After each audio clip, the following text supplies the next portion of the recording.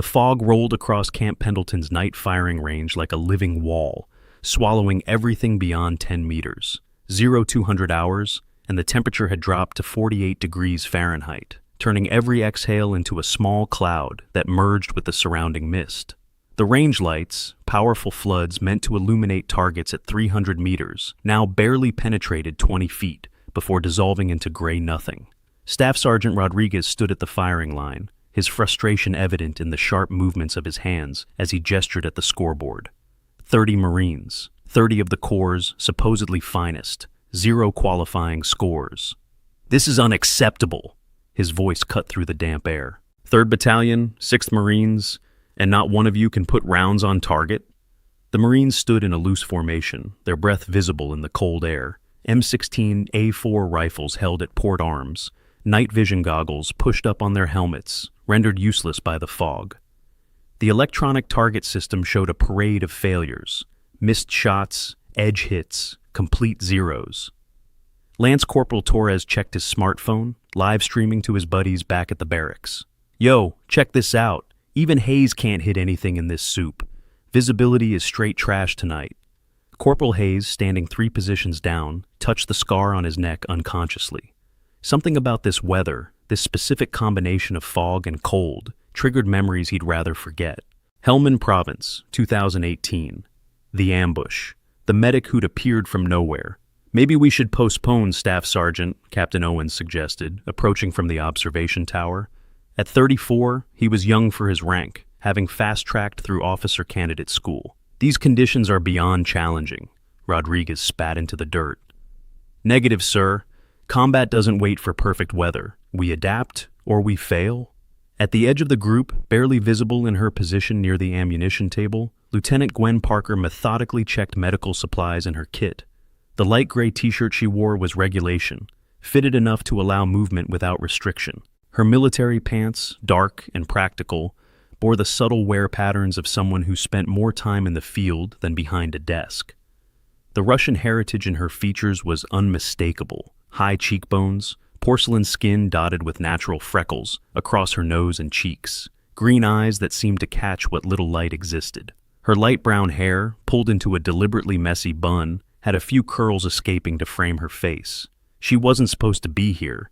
Medical personnel typically didn't attend night shoots unless specifically requested, but she'd heard about the fog, seen the weather reports, and something had pulled her to the range. Private First Class Bennett nudged his buddy. "Check out the nurse. What's she doing here? Someone expecting casualties from paper cuts?" The comment drew snickers from several Marines nearby. Gwen didn't react, her fingers continuing their systematic inventory. Bandages, tourniquets, the special items tucked in the bottom, wrapped in brown paper. Master Gunnery Sergeant Williams, standing apart from the group at 62 years old, watched her movements. 4 decades in the Corps had taught him to read people like weather patterns, the way she handled her kit, the economy of movement, the specific pattern of her breathing.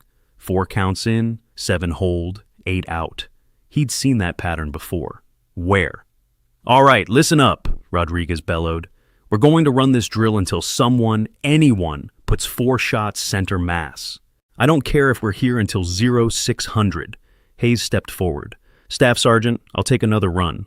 His hand trembled slightly as he adjusted his rifle sling. The fog seemed to press closer, and with it, memories. Screaming, blood, someone's steady hands working despite incoming fire. He assumed the prone position, rifle supported on its bipod. Through the scope, nothing but gray. The target, he knew, was at 100 meters. In clear conditions, child's play. Tonight, it might as well be on the moon. The range safety officer called out, "Range hot! Fire when ready!"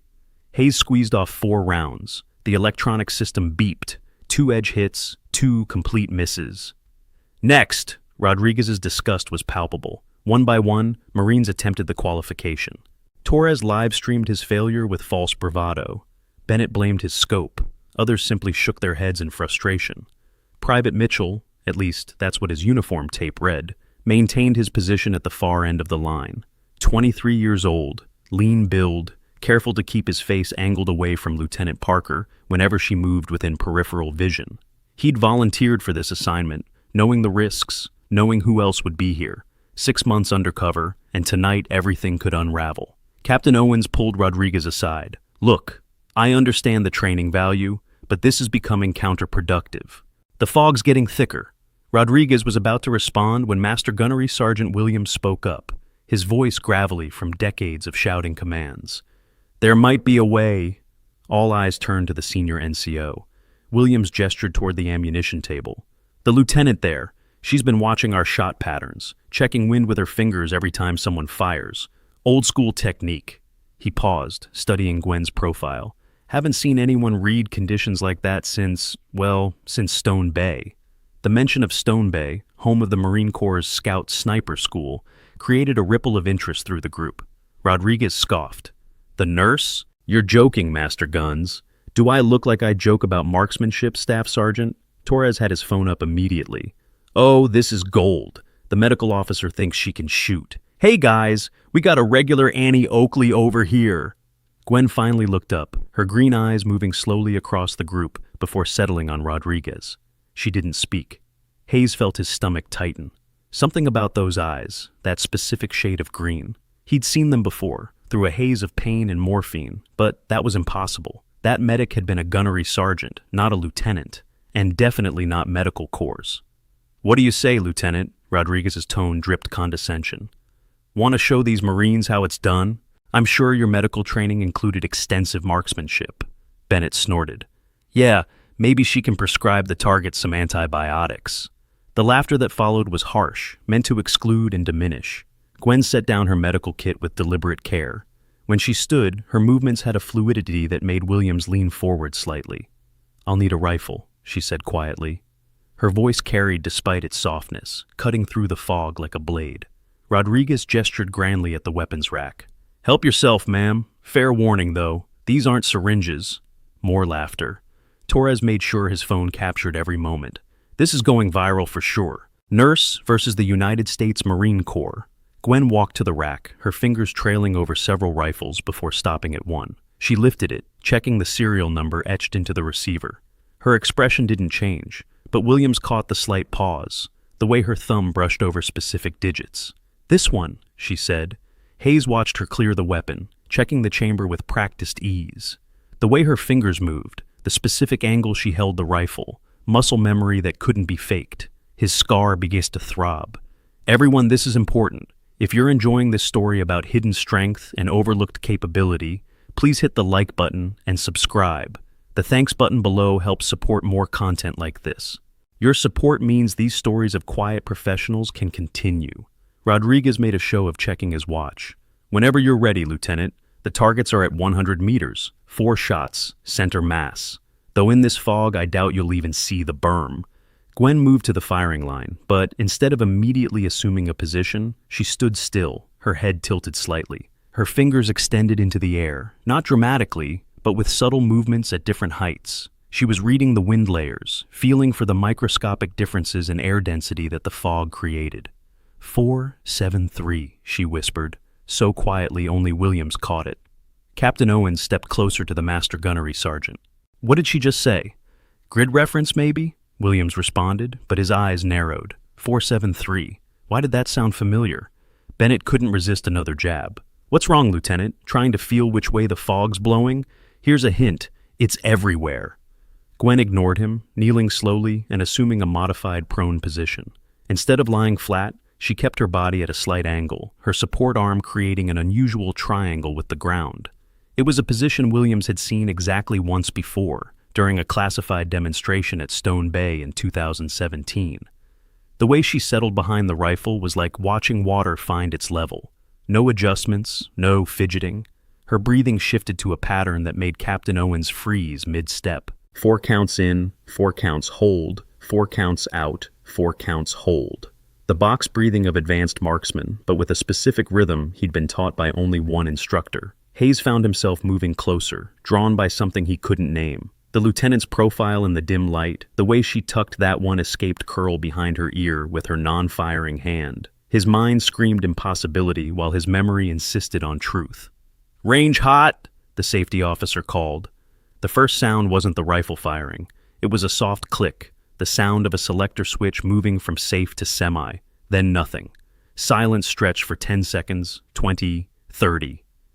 Any day now, Lieutenant, Rodriguez taunted. Or are you waiting for the fog to clear? Torres zoomed his phone camera on her fist. Look at that concentration. She's really thinking she can... The rifle cracked once. The sound was different from the earlier shots, cleaner somehow, as if the fog itself had parted for the bullet. The electronic target system remained silent for 3 long seconds. Then, hit, center mass. The Marines stirred, surprise rippling through the group. Gwen hadn't moved except to work the bolt, ejecting the spent case with economical precision.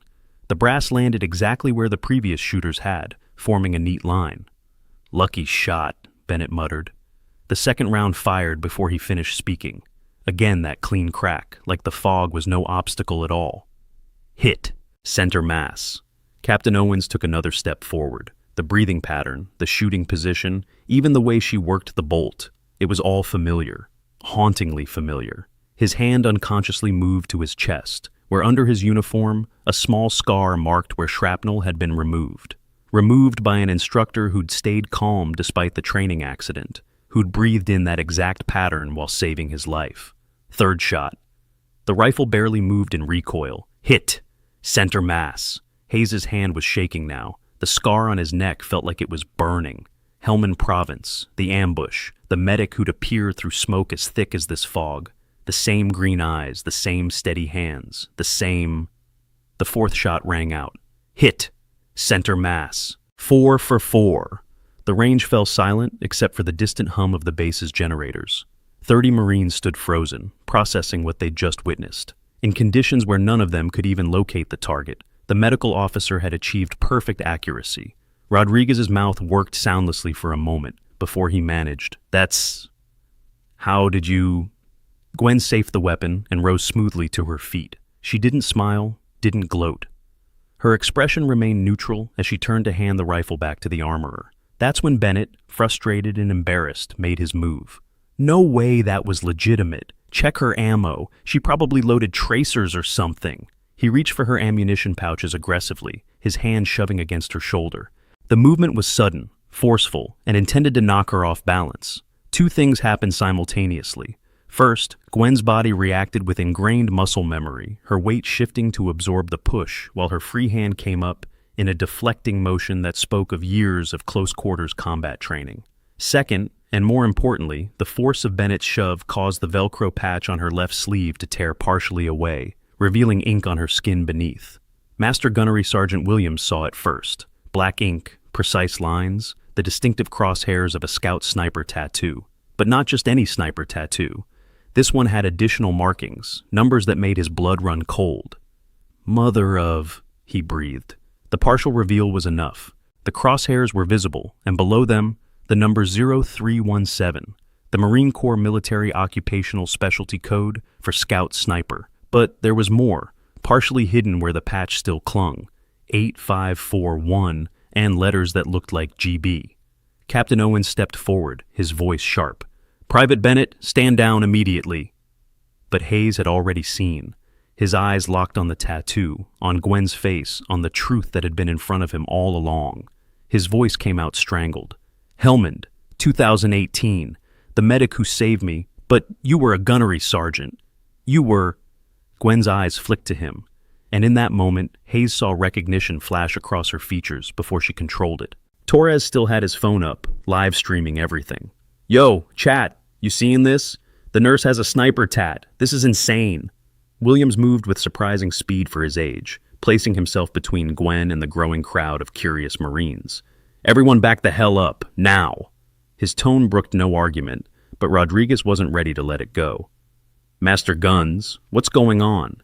That tattoo, Williams said slowly, his eyes never leaving Gwen's face, is earned, not given. And those numbers... He paused, doing rapid mental math. 8541 is the old-school designation, secondary MOS instructor qualified.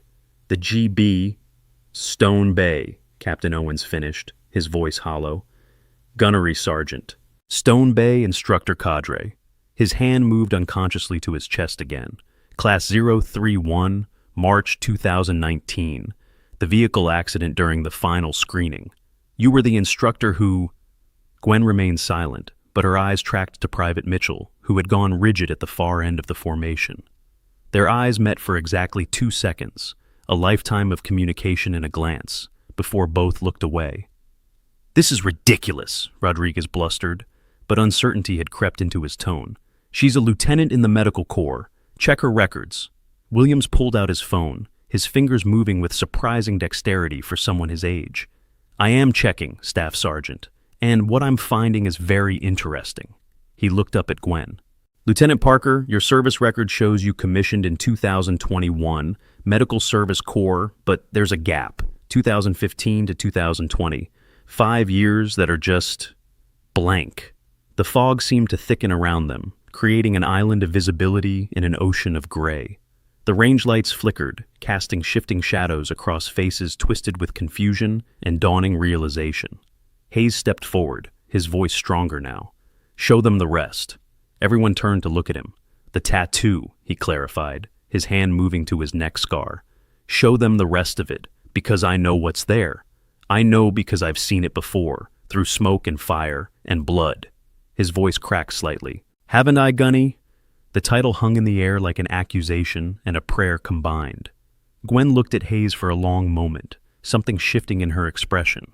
Then, with deliberate movements, she peeled back the rest of the Velcro patch. The full tattoo was a work of art and earned honor combined. The Scout Sniper crosshairs dominated the center, with 0317 below. Around it, in smaller text, 8541 GB 2017 to 2019. And at the bottom, barely visible unless you knew to look, 1 shot, 1 kill, in Latin. But it was what surrounded the professional markings that made everyone freeze. Tally marks. Not many. Warriors didn't keep score like movie heroes, but enough. Confirmed kills, each one representing a story, a mission, a moment when death was measured in milliseconds and millimeters. Master Gunnery Sergeant Williams slowly raised his hand to his forehead in salute. Stone Bay's ghost, that's what they called you. The instructor who never missed, who could shoot through anything. Rain, snow, fog, the one who... He paused, his voice thick with emotion. The one who went back to Afghanistan in 2018 on a classified operation and saved an entire squad despite being wounded. Hayes's legs nearly gave out. That was you. You weren't just the medic.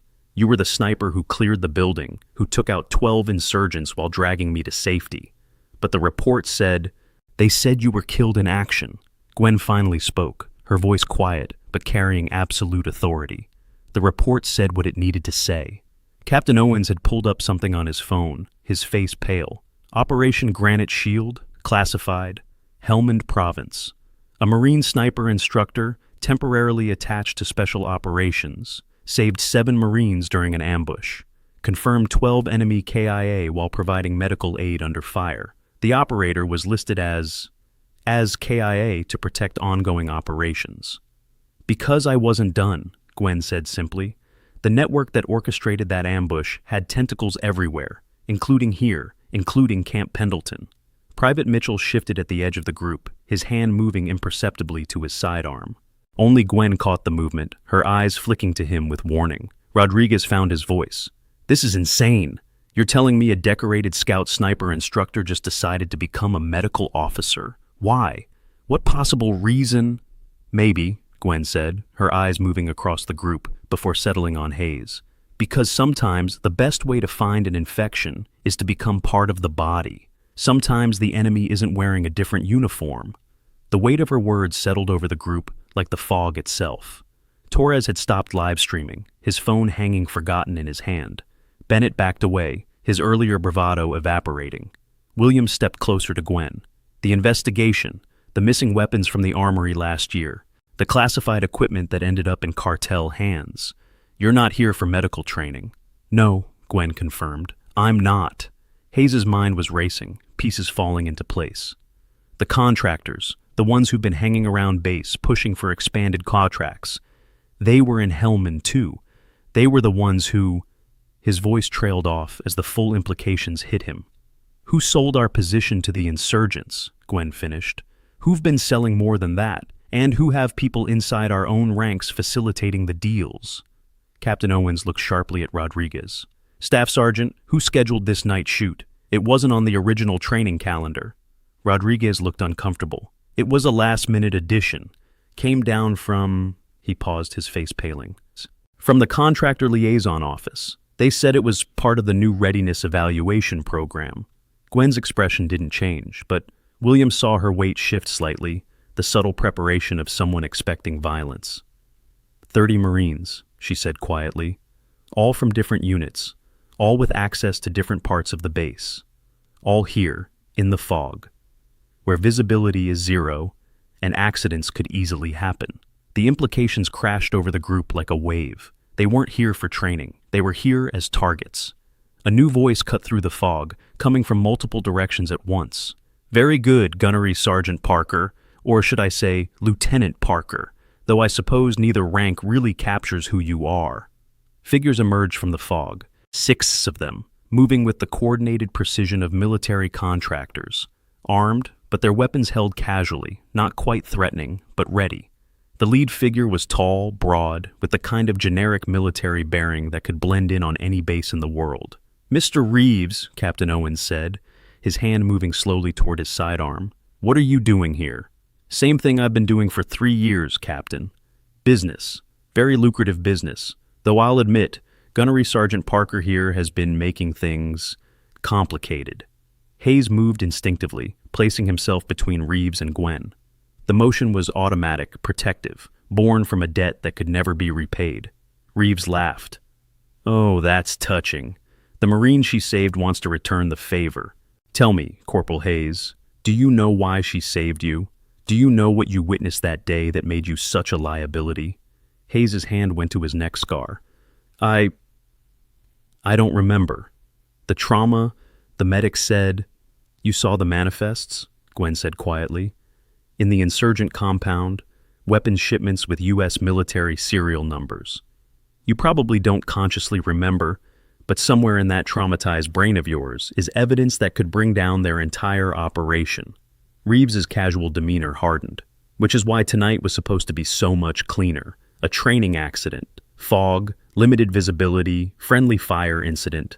Tragic, but these things happen. Except you had to show up, didn't you, Parker? Couldn't resist protecting your Marines one more time. Private Mitchell had moved during the conversation, positioning himself behind Torres and Bennett, who hadn't noticed the shift. His hand rested on his sidearm, but his body language remained carefully neutral. Williams, despite his age, had also shifted position, his decades of combat experience evident in how he'd placed himself to maximize fields of fire if things went south. 6 contractors against 31 Marines, Captain Owens said, his voice steady. Even with surprise, those aren't good odds. Reeves smiled. Who said it was just 6? More figures emerged from the fog. A dozen, maybe more. It was hard to tell in the murk. But what made everyone freeze wasn't the numbers. It was the Marines among them. Staff Sergeant Rodriguez's face went ashen. Peterson, Johnson, what are you doing? 3 Marines in full combat gear stood with the contractors, their weapons trained on their fellow Marines. The betrayal hit like a physical blow. Sorry, Staff Sergeant, Peterson said, though he didn't sound sorry at all. But do you have any idea how much they're paying? My kid's medical bills alone. Stand down, Peterson, Williams commanded, his voice carrying the weight of 4 decades of service. Whatever they're paying, it's not worth this. With respect, Master Guns, Peterson replied, you don't know my situation. You don't know what I've had to do to keep my family afloat. Gwen spoke, her voice cutting through the tension. $47,000. That's what you owe, isn't it, Peterson? Your daughter's leukemia treatment. The insurance wouldn't cover the experimental therapy. Peterson's rifle wavered slightly. How did you... Because I've been tracking every Marine they've compromised. Every debt, every pressure point, every moment of weakness they've exploited. She turned her attention to Johnson. Your gambling debts. $83,000 to the wrong people in Oceanside. They threatened your wife. Johnson's face was stone, but his eyes flickered with something that might have been shame. And you, Gwen looked at the third-turned Marine, a young Lance Corporal named Davies. Your brother. They have evidence of his involvement in a hit-and-run. Evidence they fabricated, but convincing enough to ruin his life. Reeves's smile had faded. You've been busy, Parker. But knowledge doesn't change the tactical situation. My people are in position. Your Marines are scattered, confused, and half of them probably don't even believe what's happening. You're right, Gwen said, and everyone turned to look at her in surprise. Which is why I'm not going to fight you. She stepped forward, away from the protection Williams and Hayes were trying to provide. Her movements were calm, deliberate, her hands visible but not raised in surrender. I'm going to make you a deal, Reeves. The contractor laughed. You're in no position to make deals. I have something you want, the real files from Helmand, not the sanitized versions, but the originals. Every transaction, every contact, every payment, including the ones that trace back to Senator Morrison's office. The temperature seemed to drop another 10 degrees. Reeves's hand tightened on his weapon. You're bluffing. Gwen reached slowly into her medical kit, her movements telegraphed and non-threatening. She pulled out a small device, holding it up so everyone could see, a military-grade encrypted drive. Every Wednesday you call a number with a Virginia area code, 571 exchange. The conversations last exactly 3 minutes. You think the encryption is unbreakable, but you're wrong. I've been recording everything for 6 months. Private Mitchell tensed at the edge of the group. This wasn't part of the plan. Gwen was improvising, and improvisation in situations like this got people killed. Reeves gestured, and one of his contractors moved forward, reaching for the drive. Gwen pulled it back slightly. Terms first. You're stalling, Reeves said, but uncertainty had crept into his voice. I'm negotiating. There's a difference. She looked at the 3 turned Marines. They walk away. No consequences. Their debts cleared. Their families protected. You don't have the authority to make that promise, Rodriguez protested. No, Gwen agreed, but he does. She nodded toward Captain Owens. Grandson of General Owens, current head of Marine Corps Intelligence. I think a phone call to Grandpa might carry some weight. Owens's face was unreadable. You knew? I know everything about everyone on this range tonight. It's my job. She turned back to Reeves.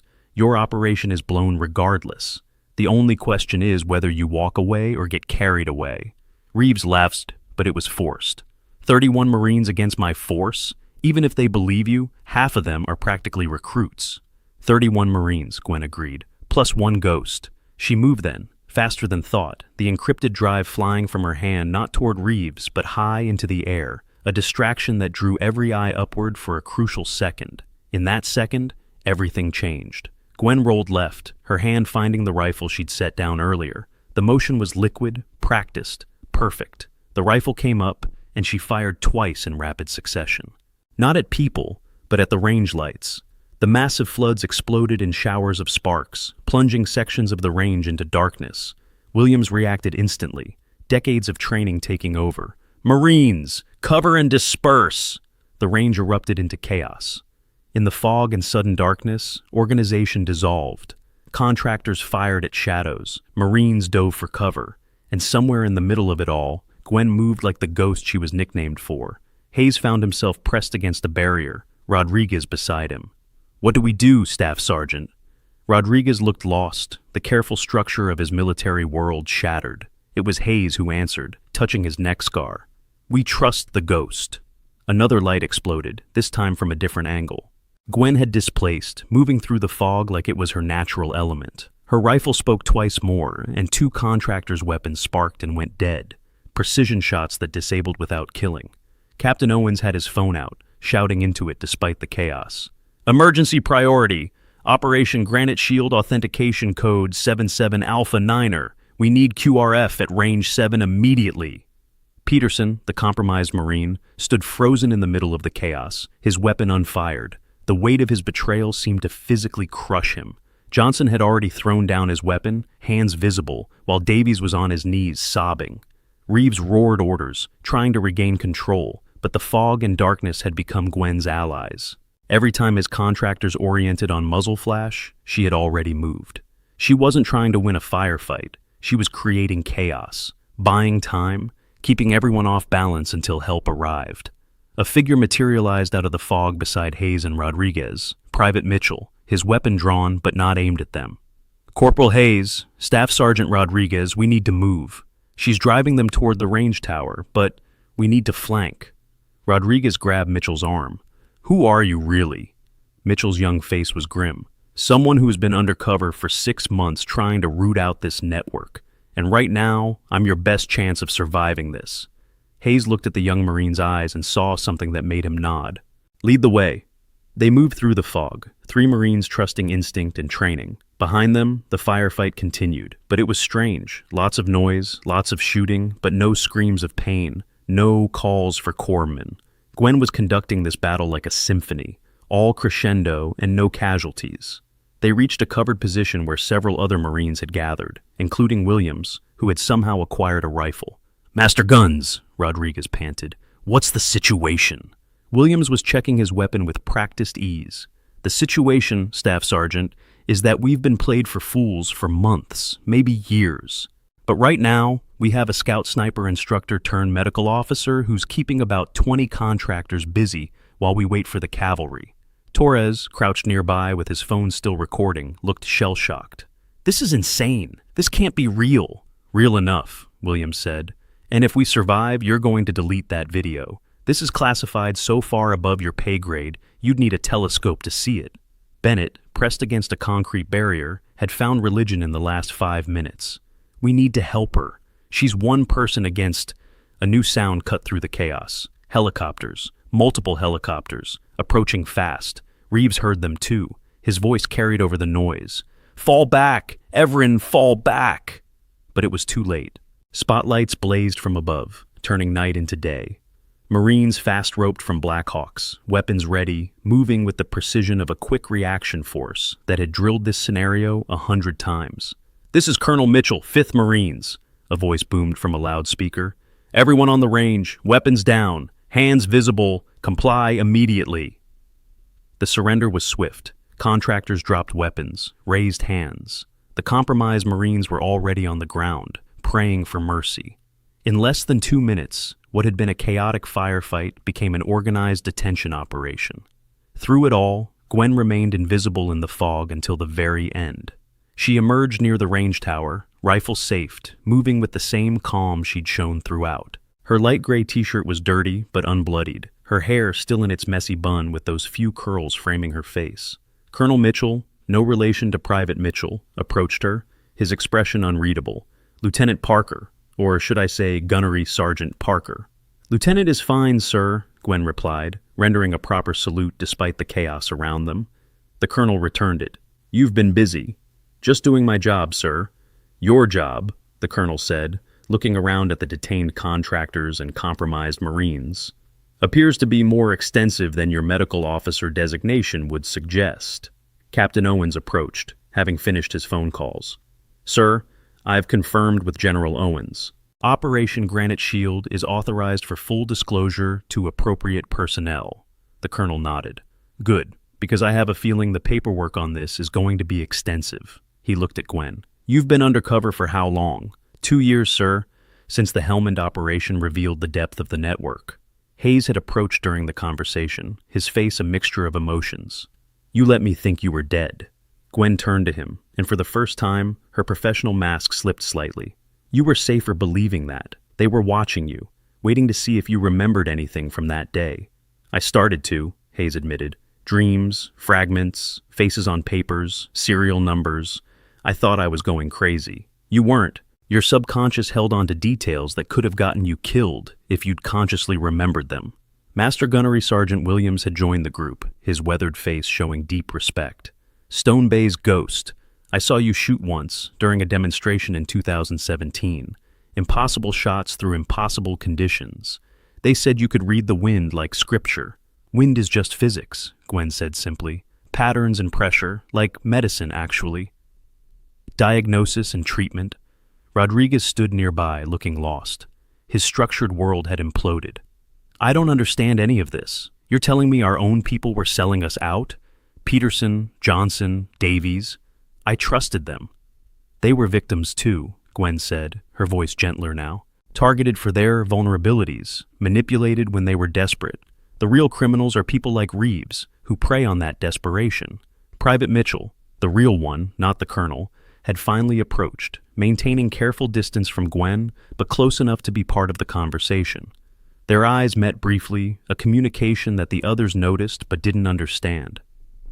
"Who are you really, Private?" the colonel asked, having noticed the interaction. "Private First Class Mitchell Parker, sir. Naval Criminal Investigative Service, undercover assignment. The silence that followed was deafening. Rodriguez was the first to speak. Parker, as in, my brother, Gwen confirmed.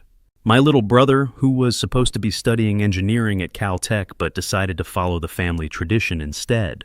Mitchell, Parker, managed a slight smile. Someone had to watch your six, sis. Even if you didn't know it, the colonel looked between them. This was coordinated? No, sir, Gwen said. I didn't know he was here until 3 weeks ago. Nearly compromised both our covers when we recognized each other. You always were stubborn, Mitchell said, trying to protect everyone by yourself. Runs in the family, apparently, Gwen replied, and for a moment her professional facade cracked enough to show genuine warmth. Captain Owens had been quiet, processing everything. Finally, he spoke. March 15th, 2019. The training accident at Stone Bay. The vehicle rollover. You pulled me out, performed field surgery with nothing but a basic kit. You saved my life. You would have done the same for any Marine, Gwen said. But not every Marine could have done what you did. The precision, the calm under pressure. You had your instructor tabs, could have stayed safe teaching marksmanship. Why go back to combat? Why risk everything? Gwen looked around at the Marines gathering as the scene was secured. Young faces, old faces, all wearing the same uniform, all part of the same brotherhood. Because some fights can't be won from a distance, some enemies hide among us, wearing our uniform, corrupting what we stand for. Someone has to hunt those enemies. Someone has to be the ghost that keeps the core clean. Reeves was being led past in restraints. He paused, looking at Gwen with undisguised hatred. This isn't over. You have no idea how deep this goes, how many people are involved. Deeper than Senator Morrison? Gwen asked calmly.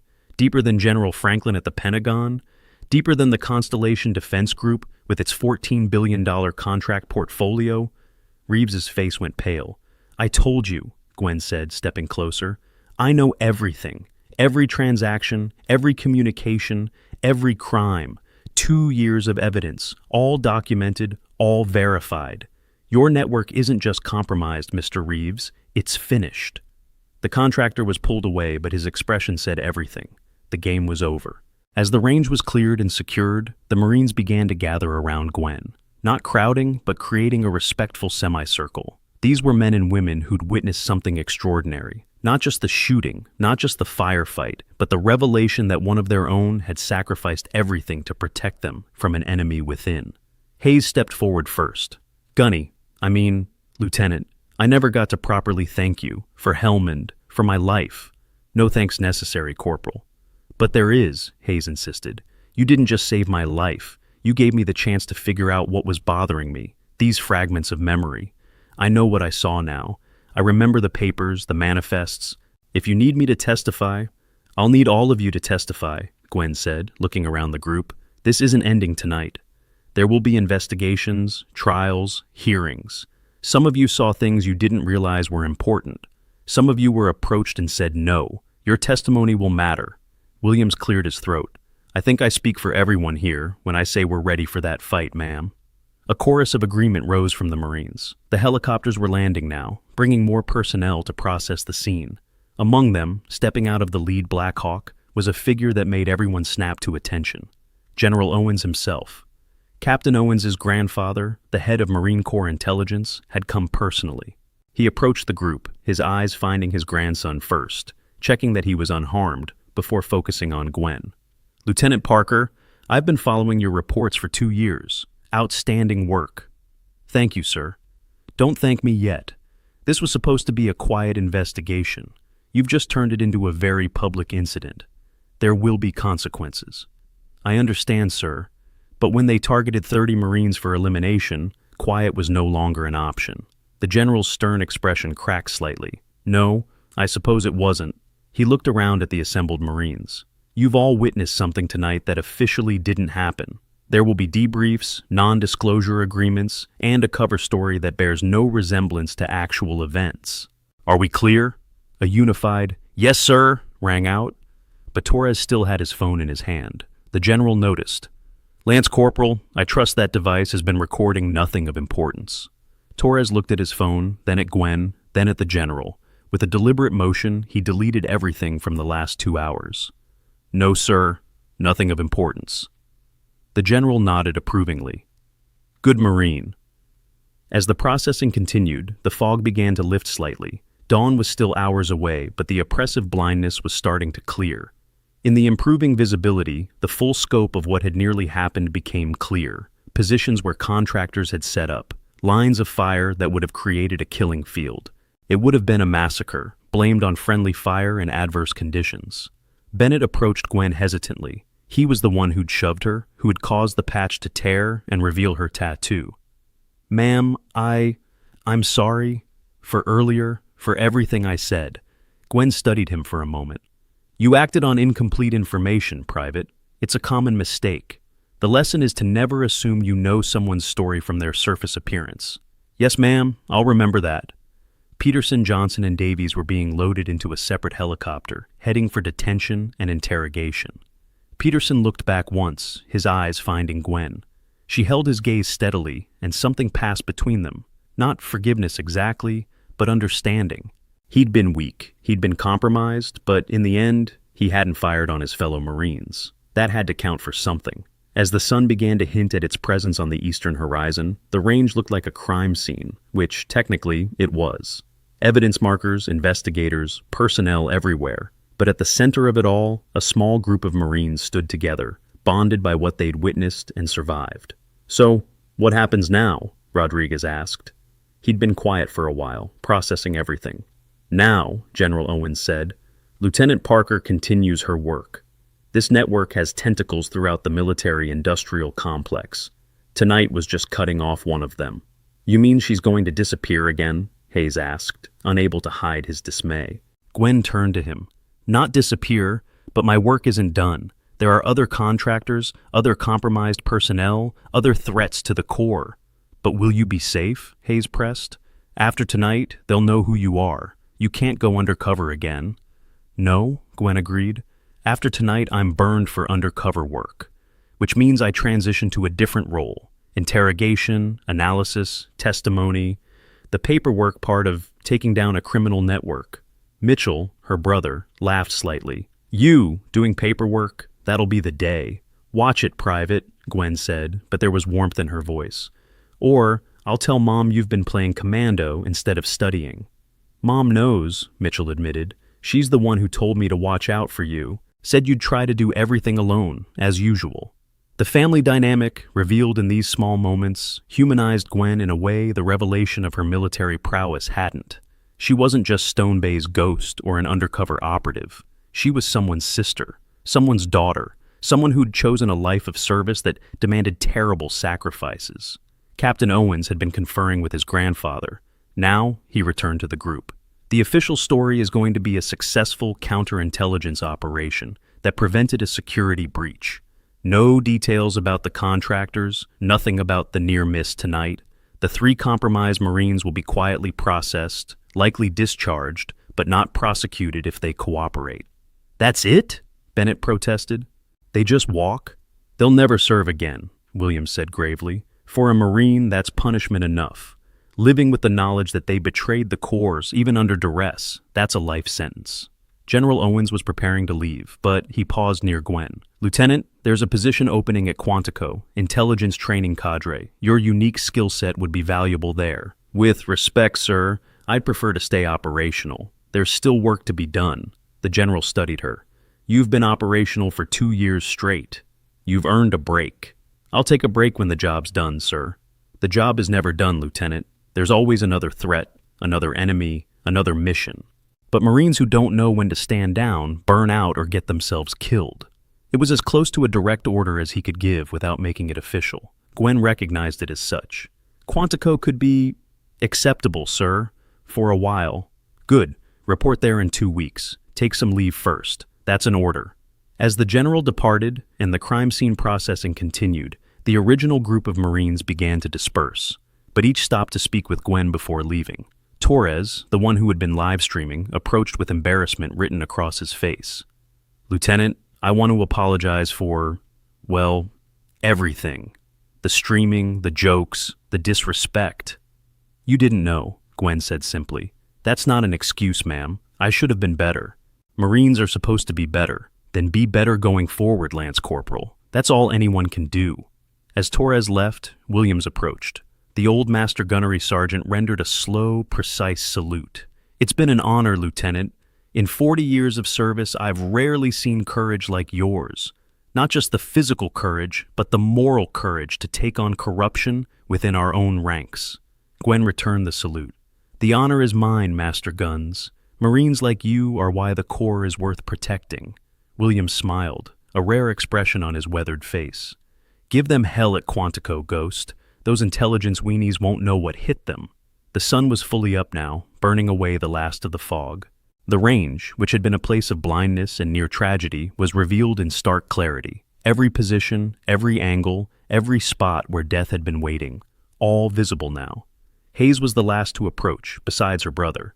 He struggled with words, starting and stopping several times. Take your time, Corporal, Gwen said gently. In Helmand, Hayes finally managed, when you were working on me, when I was dying, you said something. You said, not today, Marine, not on my watch. And you kept saying it over and over, like a prayer or a promise. I remember. Did you mean it? That it was your watch, your responsibility? Gwen looked at him steadily. Every Marine is my responsibility when I'm in a position to help. That's what the uniform means. We watch out for each other, even when, especially when, the enemy is among us. Hayes nodded, understanding something fundamental. Then let me return the promise, ma'am. You've been on watch for 2 years, alone, carrying this burden. But you're not alone anymore. We know now. We'll watch too. The promise hung in the air between them, as more vehicles arrived at the range, bringing investigators and security personnel. Gwen's brother, Mitchell, had been standing at a respectful distance, but now he approached. 2 years, he said quietly. 2 years you've been doing this, and you never reached out. Never asked for help. Gwen looked at her younger brother, seeing not the undercover NCIS agent, but the kid who used to follow her around base when their father was stationed at 29 Palms. You had your own life, Mitch, your own path. My path led here anyway, Mitchell pointed out. Maybe if you'd trusted me, trusted anyone, we could have wrapped this up sooner. Or maybe you'd be dead, Gwen said bluntly. Reeves had people everywhere. Any contact between us would have been noticed, analyzed, investigated. Your cover was only safe because I didn't know about it. Captain Owens interrupted their conversation. Lieutenant Parker, we need your preliminary statement. The investigators want to establish a timeline while everything's fresh. Gwen nodded, but before moving, she reached into her pocket and pulled out something small, a challenge coin, worn from years of handling. She pressed it into Hayes's hand. Stone Bay, Class 031, she said. My instructor coin. You earned it today, Corporal. Courage isn't about not being afraid. It's about standing your ground when fear would have you run. Hayes looked at the coin like it was made of gold. On one side, the scout sniper crosshairs. On the other, a ghost, barely visible, more suggestion than image, with the words "Silent Professional" around the edge. The investigation tent had been set up at the far end of the range, away from the crime scene processing. Inside, a full team of investigators from different agencies had assembled. FBI, NCIS, CID, and others Gwen couldn't immediately identify. The lead investigator was a woman in her 50s, steel-gray hair pulled back severely, eyes that missed nothing. Lieutenant Parker, she said, standing as Gwen entered. I'm Special Agent Harrison, FBI Counterintelligence. We've been following your reports through channels, but tonight's events have accelerated our timeline considerably. I understand, ma'am. Do you? Because from where I sit, you just blew a 2-year undercover operation wide open to save 30 Marines who, frankly, could have been evacuated quietly if you'd given us warning. Gwen met her gaze steadily. With respect, Special Agent Harrison, there wasn't time. I only learned about tonight's operation 6 hours ago when I intercepted a communication meant for Peterson. By the time I'd verified the threat and confirmed the targets, we were already at 0 hour. Harrison pulled up a tablet, scrolling through data. Your intercept logs show the communication came through at 2000 hours. The night shoot was scheduled for 0200. That's 6 hours you could have used to contact us. 6 hours in which Reeves would have been monitoring every communication from this base. Any unusual traffic, any deviation from pattern, and he would have aborted, gone underground, and tried again later. Maybe with a bomb at the commissary or a gas leak in the barracks. At least here, I could control the environment. Another investigator, this one wearing NCIS credentials, leaned forward. You're saying you deliberately let 30 Marines walk into an ambush? I'm saying I turned their ambush into mine, Gwen corrected. Every Marine on that range tonight was specifically chosen. Rodriguez because he had access to training schedules. Hayes because he was a witness to the Hellman documents. Captain Owens because his family connection made him valuable as either a hostage or a casualty that would distract from the real investigation. The others all had similar tactical value to Reeves's operation. Harrison pulled up another file. Your brother, Private Mitchell Parker, NCIS undercover. Did you coordinate with him? No. I didn't know he was here until 3 weeks ago when I saw him at the motor pool. Nearly gave us both heart attacks. Mitchell had been brought in and was sitting at another table, giving his own statement. He looked up at the mention of his name. For the record, he said, my assignment was independent. I was tracking weapons disappearances, didn't know about the contractor connection until tonight. Harrison looked between the siblings. Yet, you both ended up at the same place, same time, investigating connected crimes.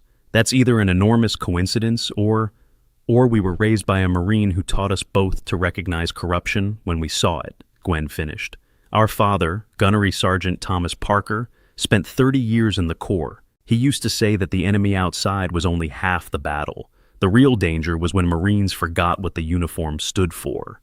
The questioning continued for another hour, covering every detail of the night's events and the 2 years of investigation leading up to them. Gwen answered everything with the same calm precision she'd shown on the range, never elaborating beyond what was asked, never offering information that wasn't specifically requested. Finally, Harrison closed her tablet. Lieutenant Parker, you realize that your actions tonight, while heroic, have also compromised several ongoing federal investigations. Reeves was just one node in a network that spans multiple defense contractors and potentially reaches into the highest levels of government. I realize that, ma'am. I also realize that 30 Marines would be dead if I'd waited for federal approval to act. Those Marines' lives against potentially hundreds of others who might be endangered when this network reorganizes and goes deeper underground. Gwen stood slowly. With respect, Special Agent Harrison, you're thinking like a federal investigator. Long-term, big picture, acceptable losses. I'm thinking like a Marine. The Marines to my left and right are my responsibility. I don't trade their lives for theoretical future victories. The tension in the tent was palpable. Finally, Harrison nodded slightly. I suppose that's the difference between us. You'll have my agency's full cooperation in the prosecutions that will follow. But Lieutenant, in the future, please try to give us more warning before you blow up our carefully laid plans. As Gwen left the tent, she found a crowd waiting outside. Not investigators or brass, but the Marines from the range. They'd waited through her entire interrogation, standing in the rising heat of the day. Rodriguez stepped forward, looking uncomfortable but determined. Lieutenant, the Marines here, we wanted to say something. Gwen waited. I was wrong, Rodriguez continued. About you, about what strength looks like, about what it means to be a Marine. You could have revealed yourself at any time, claimed your real rank and authority. Instead, you let us disrespect you, mock you, dismiss you, all to protect us from an enemy we didn't even know existed. Behind him, the other Marines nodded agreement. Even Bennett, who had been the most aggressive in his mockery, stood at attention. That's the job, Gwen said simply. No, ma'am, Williams interjected, stepping forward. That's beyond the job. That's sacrifice. That's what makes the Corps more than just another military branch. Torres had his phone out again, not recording, but reading something. Ma'am, I did some research while you were in there. Stone Bay's ghost. You're a legend at the sniper school. They still talk about the shot you made in 2018.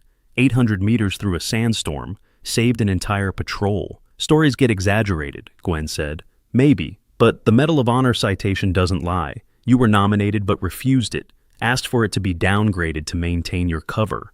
The revelation rippled through the group. A Medal of Honor, the highest military decoration, refused for the sake of the mission. General Owens had returned, having monitored the interrogation remotely. Lieutenant Parker, a word in private. They walked away from the group, stopping near the shot-up range lights that bore witness to the night's events. The FBI isn't happy, the general said without preamble. I gathered that, sir. Neither is the CIA, NSA, or half a dozen other alphabet agencies that had operations tangentially connected to this network. He paused. But the Commandant of the Marine Corps is extremely pleased. You saved Marine lives and exposed corruption that could have festered for years. Just doing my job, sir. The general looked at her sharply. Stop saying that. What you did went so far beyond the job that we don't even have proper protocols for it. You invented a new form of counterintelligence, becoming the enemy's target to expose them. It seemed efficient, sir. The general actually smiled. Efficient. 2 years of your life, constant danger, complete isolation from support, and you call it efficient. Would you prefer effective, sir? I'd prefer you to accept the recognition you've earned. The Commandant wants to award you the Navy Cross, publicly, make you the face of Marine Corps integrity. Gwen's expression tightened.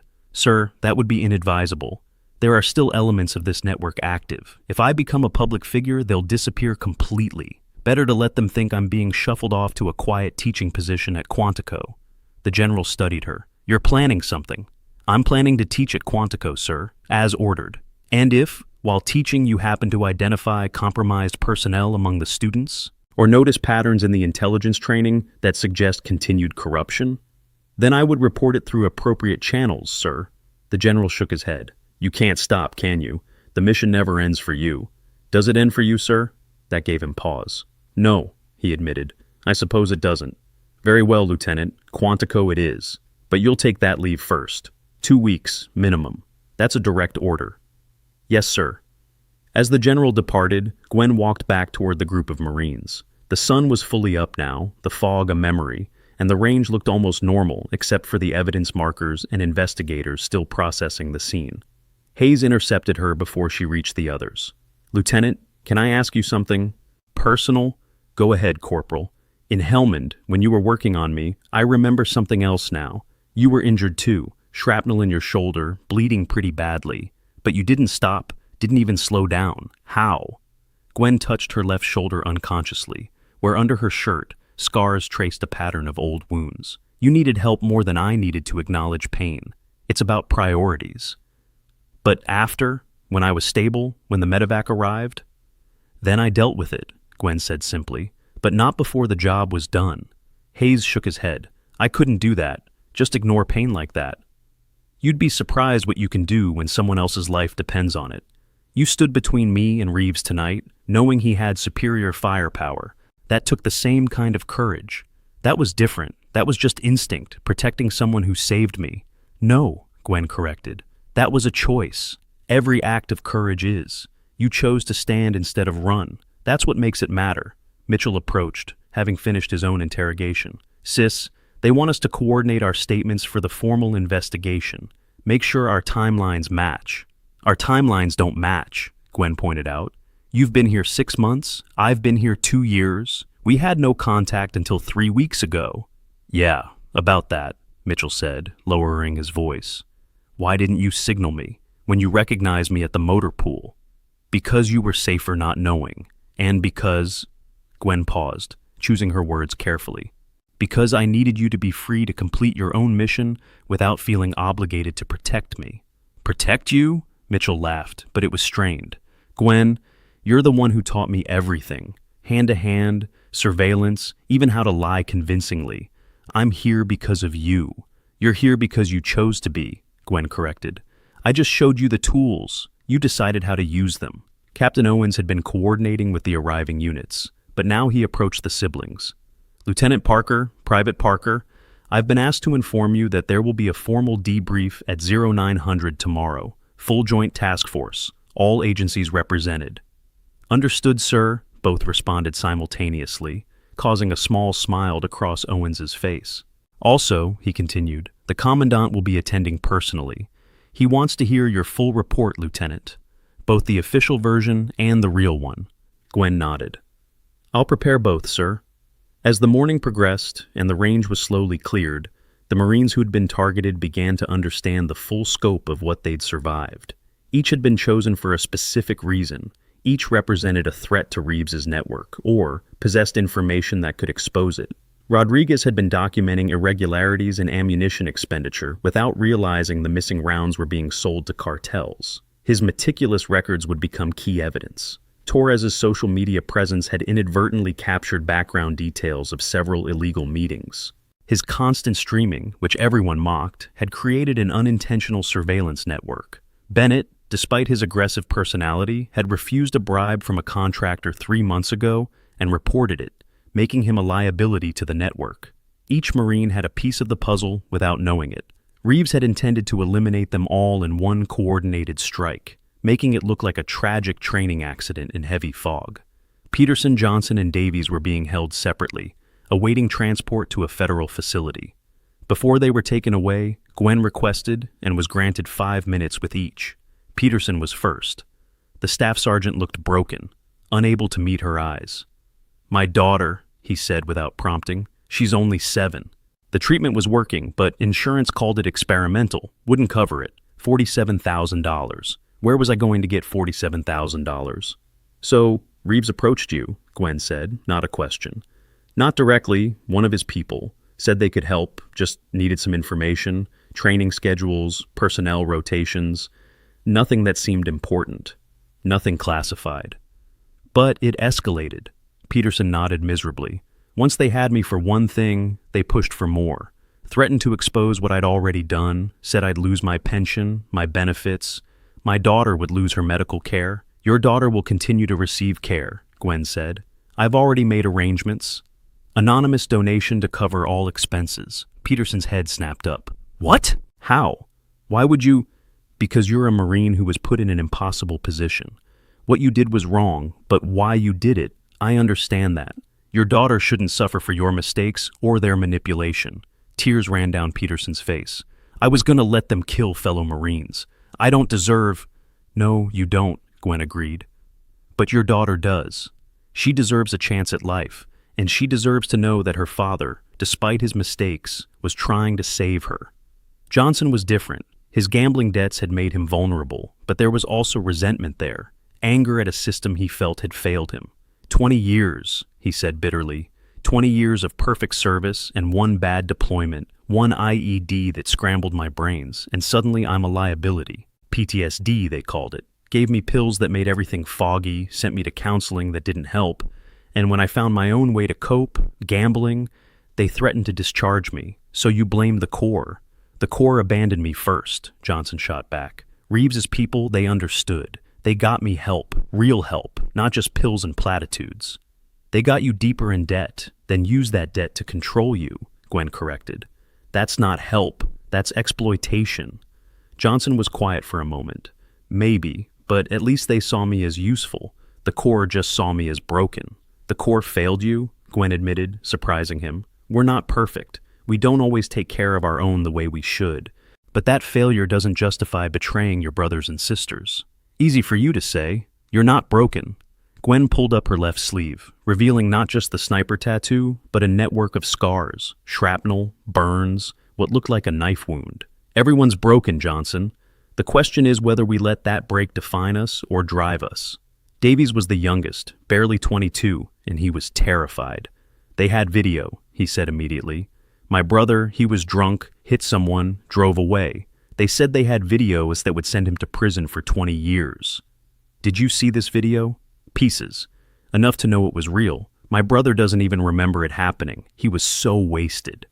"So, they blackmailed you?" "My brother's all I have left.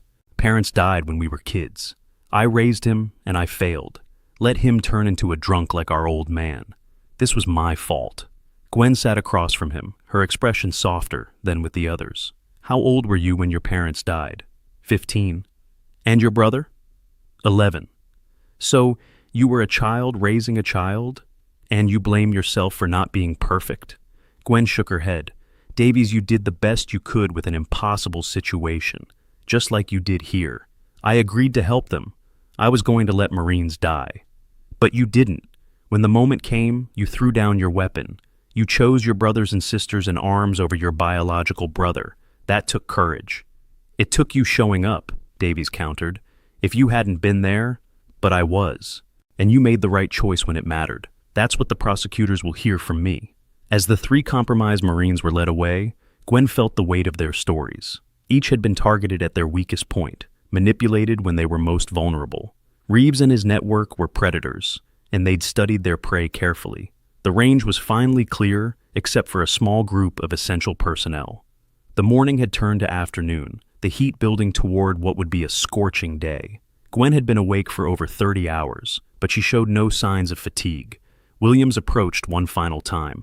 "Lieutenant, I've been in the Corps since before you were born. I've seen heroes and cowards, leaders and failures.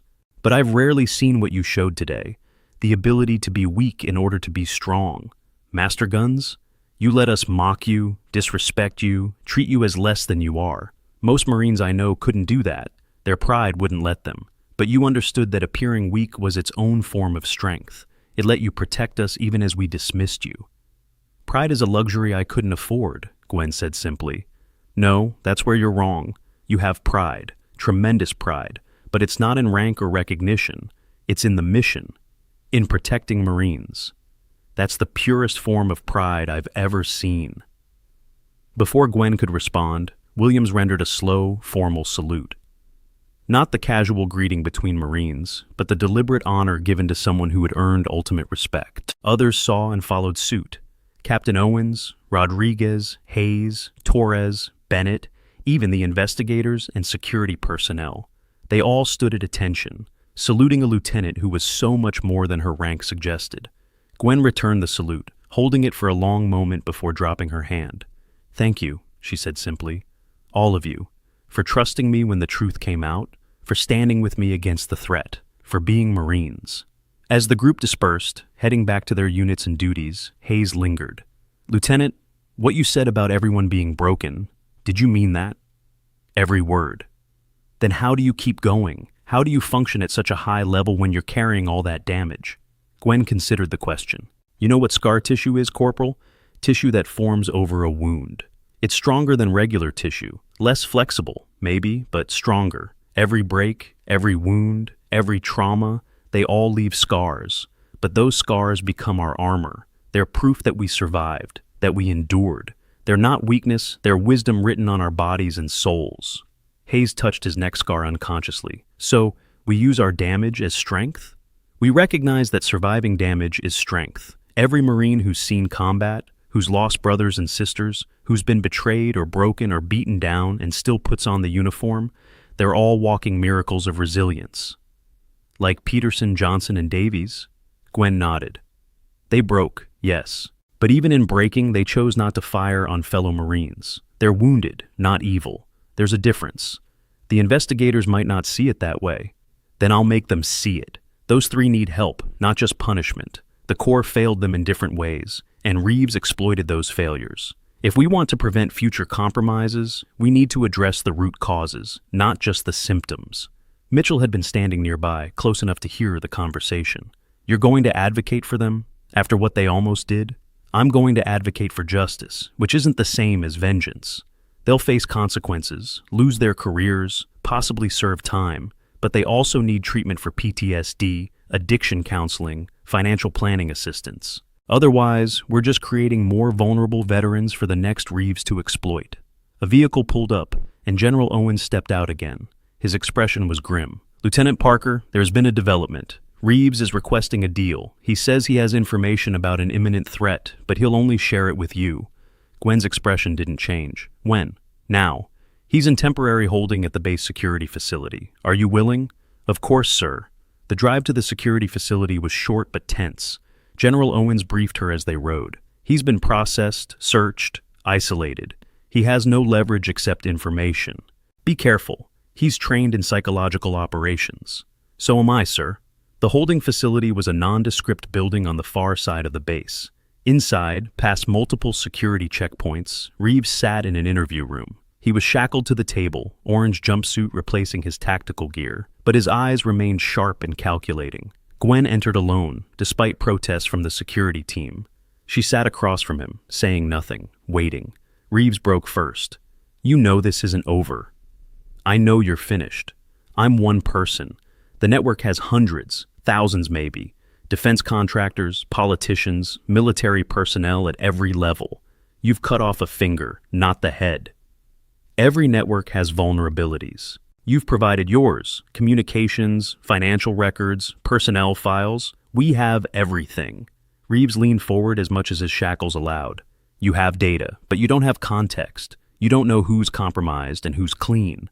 You don't know which operations are legitimate and which are covers. Without me, you're looking at years of investigation with half the targets disappearing before you can reach them. What do you want? Witness protection, reduced sentence, minimum security facility. No. The flat rejection surprised him. You haven't heard my offer. I don't need to. You're a predator who targeted Marines at their weakest moments. You tried to murder 30 service members to protect your profit margin. There's no deal that makes that acceptable. Then people will die. There's an operation scheduled for next week. A convoy in Afghanistan, Marines and contractors together. The contractors have been paid to ensure the convoy takes a specific route, right into an ambush. 43 Marines will die if you don't stop it. Gwen studied him for a long moment. Convoy designation? Deal first. No deal. Give me the information, and maybe I advocate for you to serve your time in military rather than federal prison. That's all you get. That's nothing. It's more than you deserve. 43 Marines, Reeves, their blood will be on your hands if you stay silent. Can your network protect you from that in prison? When word gets out that you had the chance to save Marines and chose not to, the threat was implicit but clear. Prison was full of veterans, many of whom would take a very personal interest in someone who'd betrayed the Corps. Reeves was silent for 30 seconds. Then, Convoy Romeo 77, departing Bagram next Thursday 0600 local. They're supposed to take route Irish to FOB Chapman, but the contractors will claim intelligence about IEDs and divert to route Bronze, where the ambush will be waiting. Exactly. Gwen stood to leave. That's it? Reeves called after her. I give you actionable intelligence and you just walk away? I'll verify the information. If it's accurate, I'll make my recommendation about your incarceration. If it's false, you'll serve every day of your sentence in solitary.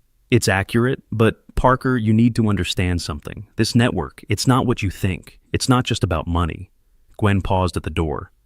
Then what is it about? Power. Reshaping the military-industrial complex. Creating a new paradigm where corporations and military merge completely. Your father understood. That's why they had to silence him. Gwen turned slowly. What did you say about my father? Reeves smiled, the expression cold. Gunnery Sergeant Thomas Parker died in a training accident 5 years ago. Except it wasn't an accident, was it? He was investigating irregularities in equipment procurement, getting close to exposing the early stages of our network. The temperature in the room seemed to drop 20 degrees. Gwen walked back to the table, her movements deliberate and controlled. You're lying. Am I? Check the accident report. Mechanical failure in a vehicle that had just passed inspection. Your father was meticulous about safety, never had a single accident in 30 years of service. Then suddenly, catastrophic brake failure on a simple training evolution? Gwen's hands remained steady, but Hayes, watching through the one-way glass with the others, saw something shift in her posture, a coiling tension like a spring being compressed. If you had anything to do with my father's death, not me personally, I was still building my network then, but my predecessors, the ones who started this, they saw him as a threat, just like they saw you as a threat when you started following in his footsteps. Is that why you tried to kill me in Helmand? Helmand was supposed to be clean. You were supposed to die a hero's death, stopping the investigation cold. Instead, you survived and went underground, became a ghost we couldn't track or target. Gwen leaned forward, her voice dropping to barely above a whisper. Give me names. Everyone involved in my father's death. That's a different deal. Full immunity, new identity, relocation to a country of my choosing. No. Then you'll never know. And Parker, that doubt will eat at you. Every night, wondering who was responsible, who's still out there, who might target your brother next. The mention of Mitchell was a mistake. Gwen's control, legendary among those who knew her, cracked slightly. Her hand moved faster than thought, slamming down on the table inches from Reeves's shackled hands.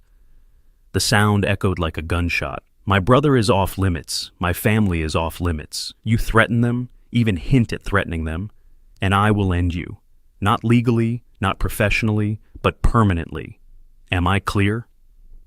For the first time since his capture, Reeves looked genuinely afraid.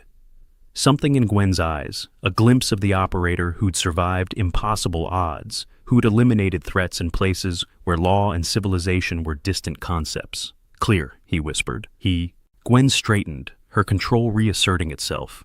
The names, Reeves. Everyone involved in my father's death. You have 24 hours to decide if you want to make that deal. After that, the offer disappears.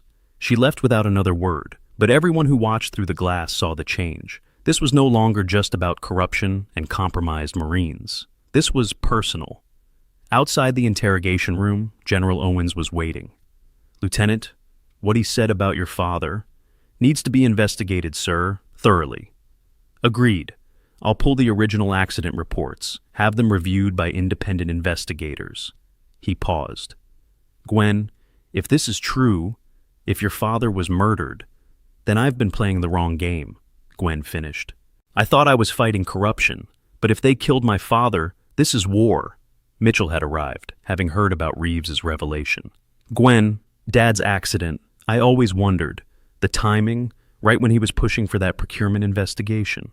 You knew about the investigation? I was 17, but I wasn't blind. Dad was stressed those last weeks, more than I'd ever seen him. He kept saying something was wrong with the contracts, that equipment was being marked delivered, but never showing up. And then he died before he could report it, Gwen said flatly. Conveniently. Captain Owens had been quiet, but now he spoke.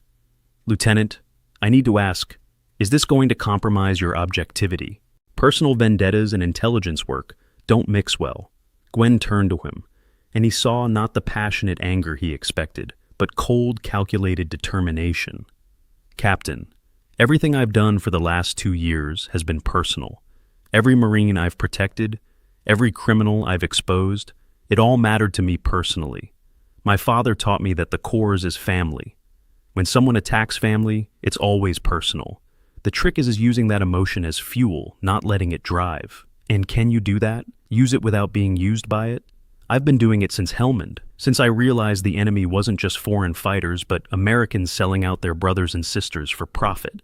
My father's death, if Reeves is telling the truth, is just one more crime to add to their ledger. One more reason to see this through to the end. The base was coming alive with activity as word of the night's event spread through unofficial channels. Marines who hadn't been on the range were hearing stories that sounded like fiction. A medical officer who was actually a legendary sniper, a firefight with contractors, corruption reaching the highest levels.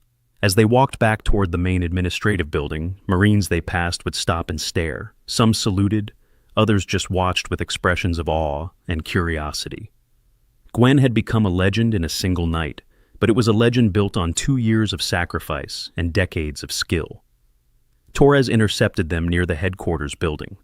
Lieutenant, I know you said to delete the video, and I did, but others saw it. The live stream, before everything went crazy. It's out there, people talking about it online. How much? Gwen asked. Just the shooting, you making those 4 impossible shots. Nothing about the investigation or the contractors, but you're kind of famous. They're calling you Fog Ghost and the impossible shot. Mitchell laughed despite the situation. Great, my sister's a meme. It could complicate things, General Owens said. If you become a public figure, then we use it, Gwen said, thinking quickly. Let the story spread. A female Marine making impossible shots through fog. It's compelling, distracting. While everyone's focused on that, we continue the real investigation quietly. Hide in plain sight, the general mused. It could work. The debrief the next morning was held in the base's main conference facility. Representatives from every conceivable agency were present, along with the Commandant of the Marine Corps himself, a 4-star general whose presence made everyone sit straighter. Gwen presented her report with clinical precision, walking through 2 years of investigation, hundreds of pieces of evidence, and the network of corruption she'd uncovered. She used maps, charts, financial records, and communication intercepts to paint a picture of systematic betrayal that reached into every branch of the military and dozens of defense contractors. The Commandant listened without interrupting, his expression grave. When Gwen finished, he stood. Lieutenant Parker, what you've uncovered is simultaneously the greatest intelligence success and the most damning indictment of our security protocols I've ever seen. How did we miss this? We didn't miss it, sir. We ignored it. Every time a Marine raised concerns about missing equipment or suspicious contracts, they were told to stay in their lane. Every time someone questioned why contractors had so much access and influence, They were labeled troublemakers. The system was designed to protect itself from external threats, not internal corruption. And your recommendation? Complete restructuring of contractor oversight. Independent investigation units that report directly to the Inspector General, not through the normal chain of the command. Mandatory financial disclosure for anyone involved in procurement, and most importantly, protection for whistleblowers. That's a massive overhaul. Yes, sir, but anything less and we'll be back here in 5 years with another Reeves, another network, more dead Marines. The Commandant nodded slowly.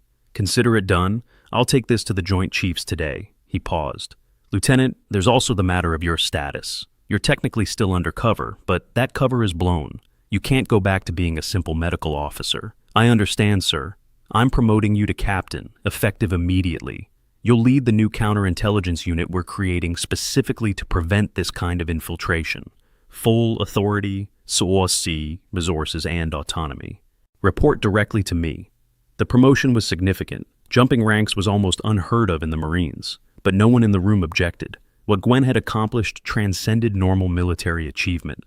Sir, Gwen said carefully, I'm honored, but I requested assignment to Quantico, the training cadre.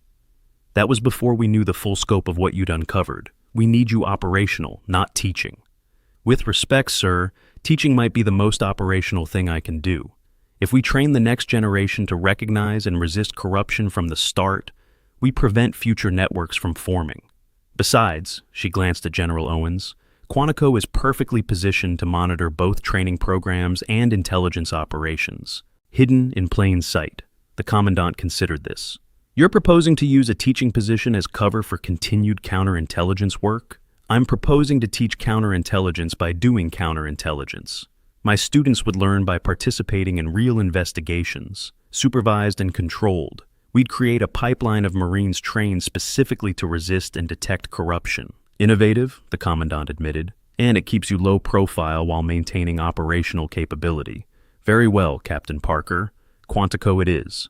But you report to me monthly, and if we need you in the field, you go. Yes, sir. As the debrief concluded and officials began dispersing to implement the dozens of actions items Gwen's investigation had generated, she found herself momentarily alone with her brother. Captain Parker, Mitchell said with a slight smile, has a nice ring to it. It feels wrong, Gwen admitted. Dad never made it past gunnery sergeant in 30 years. I jumped to captain in 7. Different corps, different needs. Dad would be proud. Would he? Or would he wonder why his daughter succeeded where he failed? Why I survived when he didn't? Mitchell grabbed her shoulders, forcing her to look at him. Dad died trying to expose this corruption.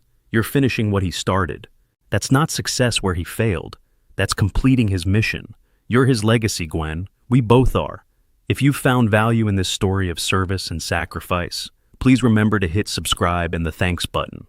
Your support helps ensure these important stories continue to be told. Before Gwen could respond, Hayes approached with several other Marines from the range incident. They all wore their dress blues, unusual for a normal duty day. Captain Parker, Hayes said formally, we wanted to do this properly. He held out a small box.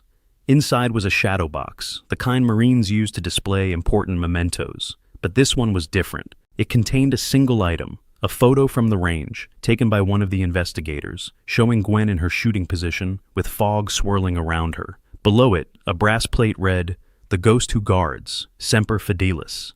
We all contributed, Rodriguez explained. Every Marine who was on that range. You saved our lives. But more than that, you showed us what real strength looks like. Bennett stepped forward, the Marine who had shoved her, who had mocked her most cruelly. Ma'am, I've been thinking about what you said, about not judging from surface appearances. I've been doing that my whole life, judging people by how they look, what rank they wear, whether they seem strong or weak. You taught me that real strength is invisible until it's needed. We all learned something, Torres added, and we wanted you to know that we won't forget. No matter where we go, what units we're assigned to, we'll carry this lesson. We'll watch for corruption, protect our brothers and sisters, and remember that sometimes the quietest person in the room is the most dangerous. Gwen accepted the shadow box, her composure cracking slightly. Thank you, all of you. But remember, I didn't save you alone. You saved yourselves the moment you chose to trust me, to fight back, to stand together. That's what makes Marines different. We fight for each other. William stepped forward last. Captain, I have something else. He pulled out a small, worn book. This was your father's. He left it in my office the day before he died. Said he wanted me to read something in it. I never got the chance to give it back. Gwen took the book, a collection of Marcus Aurelius's meditations, heavily annotated in her father's handwriting. She opened it to a marked page and read her father's note. True strength is not the absence of weakness, but the management of it. The greatest warriors are those who conquer themselves daily. He knew, William said quietly. Maybe not the specifics, but he knew something was coming. He was preparing, just like you've been preparing. The revelation that her father might have anticipated danger, might have been taking steps to expose the corruption before his death, hit Gwen harder than she expected. She clutched the book, her father's last thoughts, his final guidance. A commotion outside drew their attention. Through the windows they could see vehicles arriving, media vans with satellite dishes. Word had leaked, as it always did, and the press had arrived to cover the story of the Fog Ghost and the corruption scandal. General Owens grimaced. This is going to be a circus. Captain Parker, are you prepared for this? I've been preparing for 2 years, sir. Not for combat or investigation, for fame, for scrutiny, for every aspect of your life being examined and judged. Gwen looked out at the gathering media, then at the Marines around her. They can examine all they want. I've got nothing to hide anymore. But even as she said it, she knew it wasn't entirely true. The full scope of what she'd done over 2 years, the lines she'd crossed, the choices she'd made, not all of it could become public. Some secrets had to remain buried to protect ongoing operations and the Marines who'd helped her. Captain Parker, a public affairs officer, appeared at the door, looking harried. The press is requesting a statement. The Commandant has authorized you to speak if you're willing. What's the narrative? Gwen asked. Hero Marine exposes corruption, saves lives. You're to be the face of Marine Corps integrity, proof that the system works, even though the system failed? Especially because the system failed. You're proof that individual Marines can make a difference, can stand up to corruption even when it seems impossible. Gwen considered this. It was propaganda, but it was also true. And if her story inspired other Marines to stand up, to speak out, to resist corruption, then maybe the publicity served a purpose. I'll make a brief statement. No questions. She walked outside, the California sun bright after the fluorescent lights of the building. Dozens of cameras turned toward her, reporters shouting questions.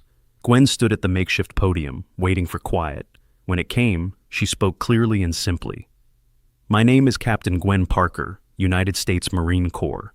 Last night, I and 30 other Marines prevented an attack on our base by individuals who had infiltrated our contractor system. This was the culmination of a 2-year investigation into corruption within the defense contracting industry. She paused, looking directly into the main camera. I want to be clear about something. I'm not a hero. I'm a Marine who did her job. The real heroes are the Marines who stood with me when the truth came out, who chose loyalty to the Corps over personal safety. They're the ones who deserve recognition. A reporter shouted despite the no questions rule. Is it true you made impossible shots through heavy fog? Gwen started to ignore the question, then reconsidered.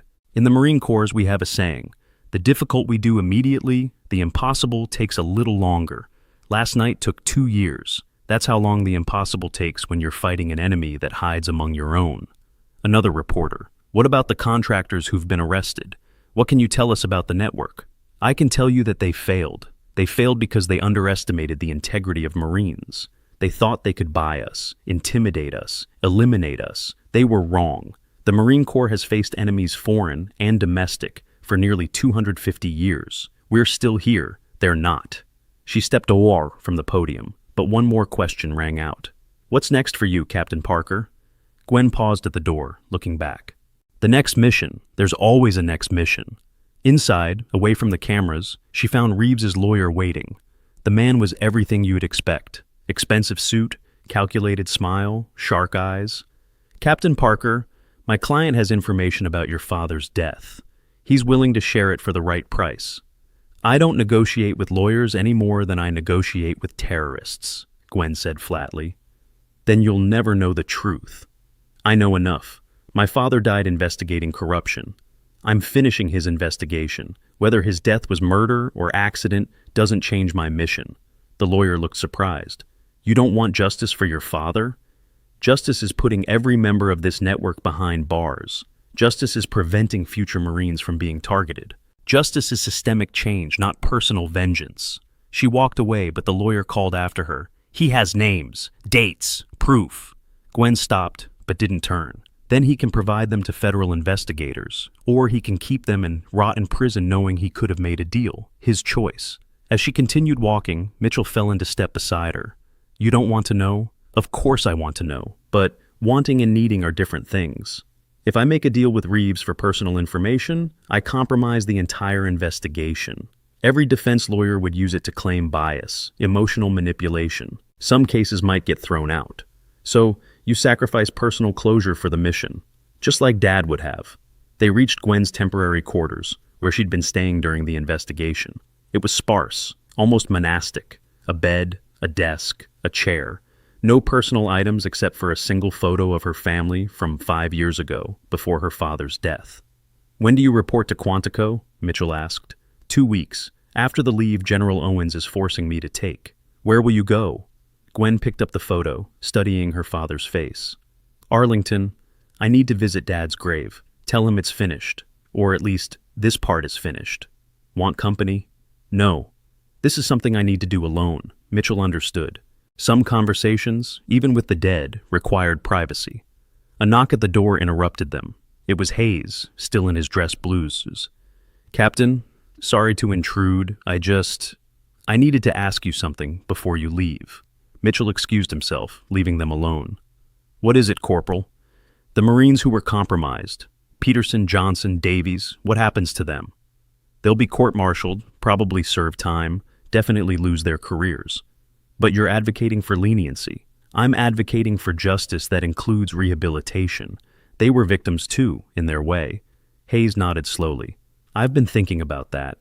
About how easy it would be to break if someone found the right pressure point.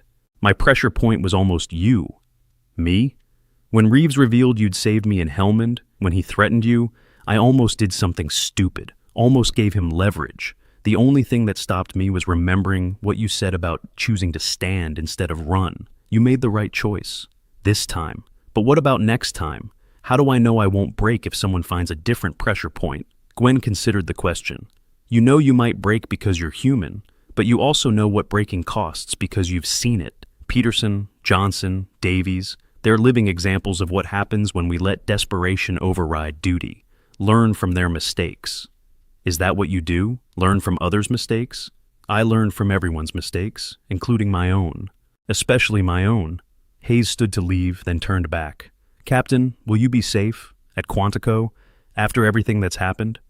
"Safety is relative, Corporal, but I'll be among Marines. That's the safest place I know."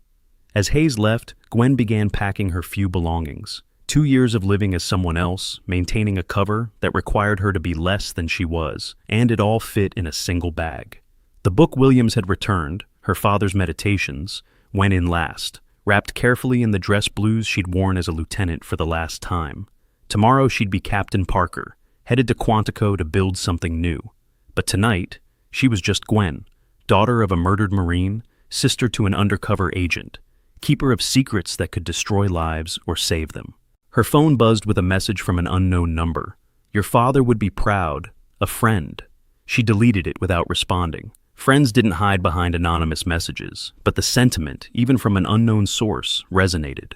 The next morning, as she prepared to leave Camp Pendleton, a formation had assembled, not ordered, not official, but dozens of Marines who had heard about what happened who wanted to see the ghost off properly. They didn't speak, didn't cheer.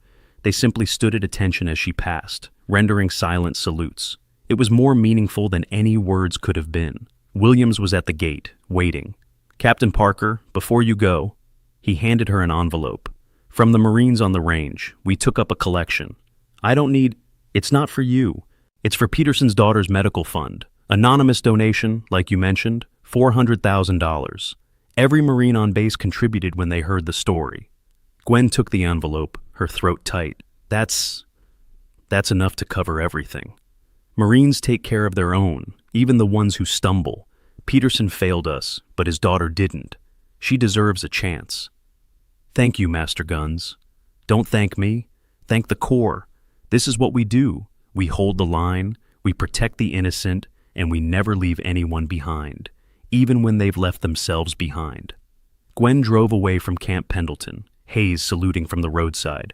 She returned it through the window, heading for Arlington Cemetery. At her father's grave in Section 60, morning mist swirled like the fog that had started everything. The headstone read, Gunnery Sergeant Thomas Parker, devoted father, faithful Marine, Semper Fi. She knelt, placing her captain's insignia on the stone. It's done, Dad. The network you discovered is exposed. The foundation's cracked. Wind stirred the trees. She could almost hear his voice. Outstanding, Marine. Reeves confirmed you were murdered, but I won't chase that rabbit hole. You'd want me focused on the mission. Mitchell appeared through the mist. Couldn't let you do this alone. I asked for privacy. Since when have I listened? They stood together silently. Father's grave, 2 children continuing his mission. There will be more corruption, Mitchell said. That's why we keep watch. Her phone buzzed. Convoy Romeo 77 safely rerouted. 43 Marines saved. Reeves's intelligence was good. He gave them up to save himself, Mitchell observed. Maybe. Or maybe he remembered what being American means. At the entrance, General Owens waited. Captain Parker, Senator Morrison wants to meet. Claims he has information. It's a trap, Mitchell warned. Traps work both ways, Gwen repeated. I'll meet him. That evening, in her hotel, an anonymous message arrived. A photo of her father with younger Reeves and others, taken a month before his death. Her father had been close to exposing them all. Hayes knocked. Passing through Virginia, he lied transparently. She let him in. He saw the photo. Your father's killers? Possibly. You're going after them? To finish what he started. Not vengeance, justice. But it's personal. Everything's personal when you care enough. Hayes struggled with words. About being broken, scar tissue being stronger. What if some breaks can't heal? They all heal. Just not always how we expect. Sometimes healing means accepting damage as part of who we are. You've weaponized your damage. Every wound becomes ammunition to protect others. That's lonely. This is my life. Some get families. I get to be the ghost keeping them safe. You saved my life in Helmand, gave me something to aspire to. I applied for intelligence school. The price is everything, Hayes. I'm ready. After he left, General Owens called. 3 more contractors offering testimony. The network's collapsing. Good, we press the advantage. Wounded animals are dangerous. So are ghosts with nothing to lose. Midnight. Gwen performed her ritual, checking weapons, reviewing intelligence. Tomorrow, Morrison, another trap to turn against its maker. 30 Marines alive. Peterson's daughter getting treatment. Her father's killers exposed. Not victory. This war never truly ends, but progress. Her father's voice echoed from Marcus Aurelius. What we do in life echoes in eternity. Her echoes were just beginning.